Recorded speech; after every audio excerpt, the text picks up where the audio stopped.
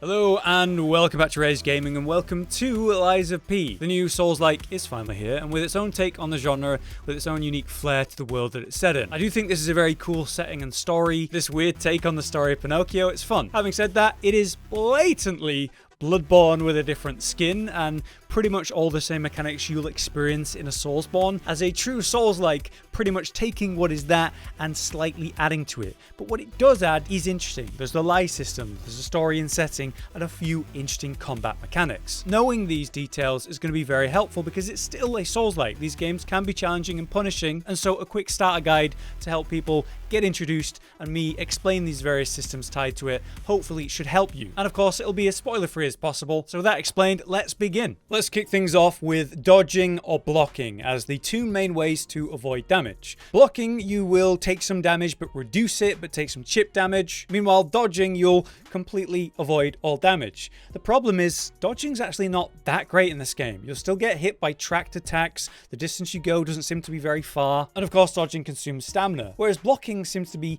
much more rewarded in this game. So there's literally a rally system, which they call guard recovery. So as you block, you take chip damage, and you can recover that health from the chip damage by attacking shortly after. By leveling vigor, you actually increase how much healing you get from this, so blocking is honestly much better than dodging in many cases. Especially if you're a new player like we all are, learning the game, learning the move patterns, and how things actually work in this game specifically, blocking is going to give you a lot more opportunity to learn, so I really recommend it. On that note, there's perfect guarding, aka parrying. So if you activate the block at that last second like you'd expect, you will parry and completely stop the damage. You also actually generate stagger damage, which we'll explain in a moment, but also damage or even break the enemy's weapon, which is a cool mechanic. It won't stop the weapon from being usable, it'll kind of just take off the end of it. So suddenly it'll be dealing less damage, which is obviously beneficial. Some enemies require multiple perfect guards to break their weapon, but what a satisfying mechanic. You could treat this like you would maybe Sekiro, where you activate the block when you think it's parry time, and if you're a little bit early, it's fine, you're still guarded, you still reduce the damage. So another aspect to know about and very worth interacting with. But now let's talk about combos. Your weapons have different attacks. You have the standard light and heavy attack stuff, and they have their own follow-ups leading into combos.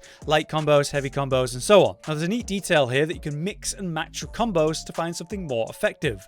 For example, the starting heavy or strength focused sword, I found a really good combo with that, which is using a light, which becomes a thrust attack, then you do a heavy, which will be a heavy thrust, but it'll be faster than normal, and then you can follow that up with another light for a third thrust. What's actually happening here is you're kind of skipping combos for the best parts. A 3-hit light combo is a thrust, swing, thrust, and a 2-hit combo with this sword is kind of a swing and then a thrust. So I'm using the light thrust of the first 3-hit combo, then skipping to the second in the heavy combo for that thrust, and then going back to the third hit in the light combo for another thrust. Every weapon has different combos and purposes, so you can find these weaving combos yourself and find what works for you in different scenarios. There's also things like running attacks, backstep attacks, roll attacks, and more to consider like plunge attacks, so do play around. If you played a Souls-like, you should be familiar with this. Moving on, we have fury attacks. Fury attacks are basically these rare attacks that enemies do. Mini bosses will do them more often, full bosses will use them, and they are unblockable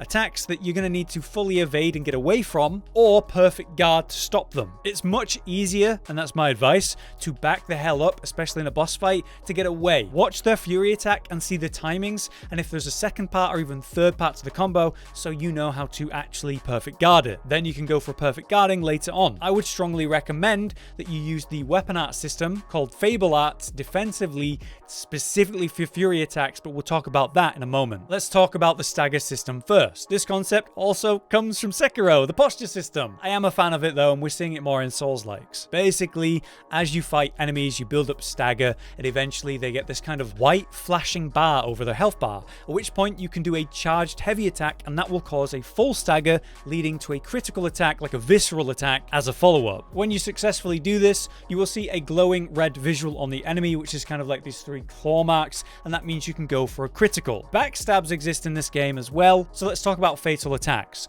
Fatal attacks are the official name of the Lies of P critical hits or visceral hits, and like I just explained, you can do these after you successfully landed a stagger punish, punish, or you could go for a backstab. What's great is there's that returning feature that you might experience in other Souls-likes where you can circle enemies and get behind them mid-attack, avoiding their attacks and then going for a fatal attack, aka backstab, which can be a great way to deal with enemies. You can even do that in boss fights, by the way, if you're dealing with a humanoid enemy, so it can be very potent there too. When you successfully do a fatal attack though, the enemy kind of falls down. So there's a period there where you could go for a heal, use an item, maybe buff up, or just go for more punishers while they're still getting up. Like a full charged heavy can be a good idea. So that's fatal attacks. Let's move on to Fable Arts, aka Weapon Arts or Ashes of War. Basically, every weapon comes with its own Fable Arts, but weapons are cut up into two pieces. They're kind of blade or end, and then their handle or crossguard. So each weapon should have two that it can work with. To use these though, you'll need these Fable slots, which you refill using items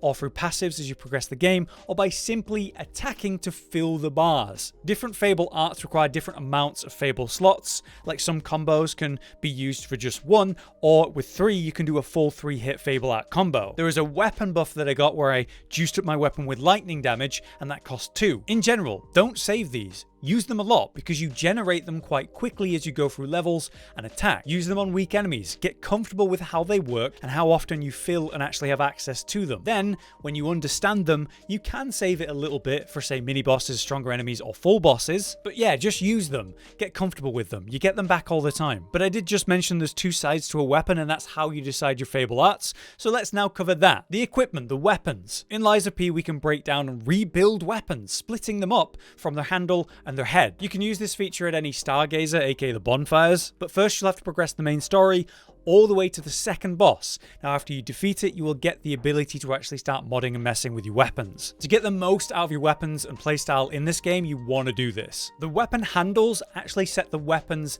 attack animations and scaling type, whereas the heads, they set the base damage and attribute for the weapon. So what's really cool about this is the ability to swap around when you find something suitable for the situation. Maybe you're dealing with enemies that are really weak to electric damage, so you swap your head to a weapon that comes with that. It all depends on what you need at the time. Because you can swap it kind of conveniently at any of these bonfires, it's something worth paying attention to and doing. The head and handle of your weapon, though, as I mentioned, will determine your Fable Arts. So a specific handle gave me that parry, and a specific head gave me that lightning damage. I combined the two, and now I have a lightning damaged guard counter brilliant weapon. The downside of this weapon combination, though, even though it's a really good combination of Fable Arts for me, is that I've now reduced the range of the weapon massively. The head is a lot shorter than the other head that I was using, and the attack pattern can be a little bit slower than normal because of the handle. So you've got to consider this type of stuff. But I will say, for a game that is very heavily inspired by Bloodborne and of course Sekiro, this is a very unique system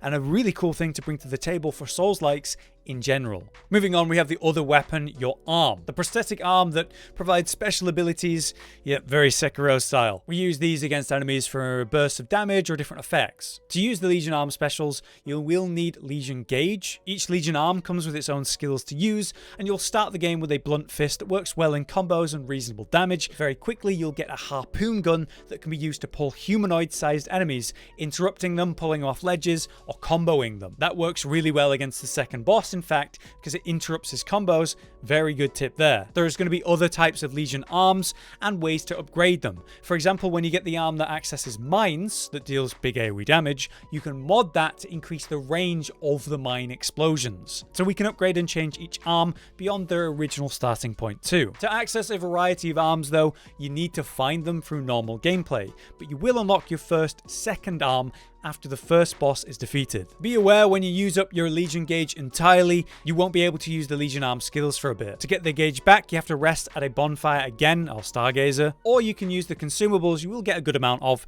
that sort of refund that gauge. Next up, I want to mention the weight system, which is actually really important. It's only going to be a quick mention. Standard in Souls-likes in general, you have light, slightly heavy, heavy, or very heavy. But there's a big downside to being heavier. You have reduced iframes on your dodges, which you would expect, but they also made it so it slows down your attacks, which is crazy. For that reason, weight is really important and very punishing in this game, so be aware of how it works. The heavier you are, probably more resistant to stuff you are, but then you don't want to be overly heavy, so you're really slow. You can increase your carry limit through upgrading and leveling, or there are amulets that will provide carry weight perks. Finally, I want to mention statuses because they are pretty important. There are different kinds of debuffs and there are different types of them. There's standard and special. To remove these, you need purifications, which are items you can use as consumables, and there's standard and special versions of those depending on what you're afflicted by. For standard, you have electric, corruption, decay, and overheat. Standard needs time to actually fill up, then they trigger. In the case of electric, you'll take more electric damage and more physical damage while debuffed, which is scary, but you can apply these statuses to enemies too, which can be very potent. For corruption, it's just damage over time. Decay is going to be similar with acid, but it also damages your weapon durability, which can be quite nasty. Overheat is the fire one. When triggered, it means your guard recovery is not going to heal as much, and you'll be taking fire damage over time. On the other hand, we have the special statuses with only 3 types. Some specials build up instantly, but there is one that still requires build up. Break, which debuffs you, means less healing during the effect. Shock will reduce your stamina recovery, and the worst one, Disruption, is the one that needs build up, because when it builds up, you instantly die, so maybe avoid that. But there you have it. That's my quick overview of the combat-related systems that I think you need to know about as a new player. Some of these will be highlighted and explained kinda in-game, but for me, there was a lot of little things that, I saw that weren't being highlighted, and ways you could use these things to your benefit, so I do hope this video was helpful. For now, though, I've been Hollow, you've been you. Thank you for watching. See you next time. Josh, Cotton, and Hollow with the videos, dropping the humor like a hammer on your tippy toes, bringing entertainment on a daily arrangement to take our insanity and turn it into entertainment. Yes, I said entertainment twice, to reiterate that it is nice to look into your faces on a mostly daily basis when you let us in your homes to make the whole world a stage. Goodbye.